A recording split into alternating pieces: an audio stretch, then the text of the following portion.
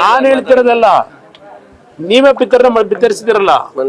ದೇವರಾಜೇಗೌಡ ಅಂತ ಒಬ್ಬ ರೆಸ್ಪಾನ್ಸಿಬಲ್ ಒಬ್ಬ ಅಡ್ವೊಕೇಟ್ ಅವರೇ ಹೇಳಿದ್ದಾರಲ್ಲ, ನಾನು ಹೇಳ್ತಿರೋದಲ್ಲ. ಇದು ಏನೇನು ನಡೀತು ಈ ಪ್ರಕರಣ ಅಂತ ಹೇಳಿ ಇವತ್ತು ಆ ಅಡ್ವೊಕೇಟ್ ಏನ್ ಹೇಳಿದ್ದಾರೆ, ಅಡ್ವೊಕೇಟ್ ಅವರಿಗೆ ಎಲ್ಲ ಮಾಹಿತಿ ಇದೆ.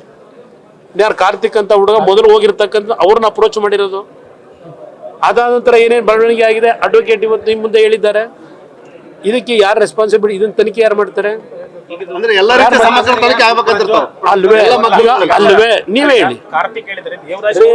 ಒಂದ್ ನಿಮಿಷ ಇರ್ರಿ, ಕೊಟ್ಟಿದಾರ ಬಿಟ್ಟು ಯಾರಿಗೆ ಕೊಟ್ಟಿದ್ದಾಗಿಲ್ಲ.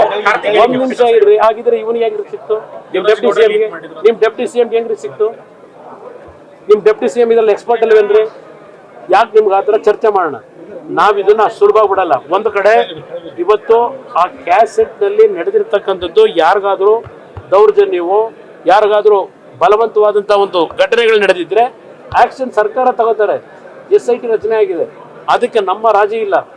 ಈ ನಾಡಿನಲ್ಲಿ ಯಾವುದೇ ಕುಟುಂಬದ ಮಹಿಳೆಗೆ ಅನ್ಯಾಯ ಆದ್ರೂ ಅದ್ರ ಪರವಾಗಿ ಧ್ವನಿ ಎತ್ತಕ್ಕಂಥವ್ರು ನಾವು.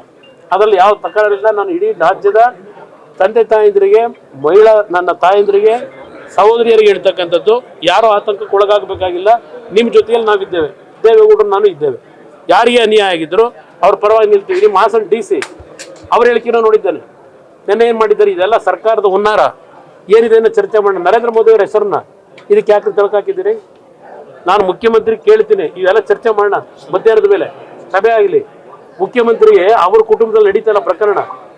ಯಾವ ನರೇಂದ್ರ ಮೋದಿ ಅವರು ಗೌರವ ಉಳಿಸ್ಕೊಂಡ್ರಲ್ಲ, ಅದಕ್ಕೆ ಇದು ಬಡವಣೆ ಕೊಡ್ತಾ ಇರೋದು ನರೇಂದ್ರ ಮೋದಿಗೆ.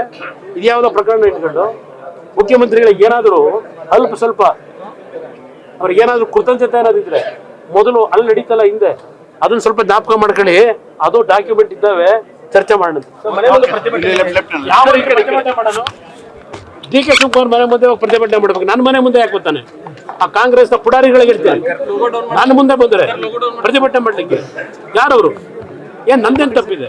ಮೊದಲು ಮಾಡ್ಬೇಕಾಗಿರೋದು ಅವ್ರ ಮಹಾನ್ ನಾಯಕ ಅವನಲ್ಲ ಅಧ್ಯಕ್ಷ, ಅವನ ಮನೆ ಮುಂದೆ ಹೋಗ್ಬಿಟ್ಟು ಇದು ಮಾಡ್ಕೊಳ್ಳಿ.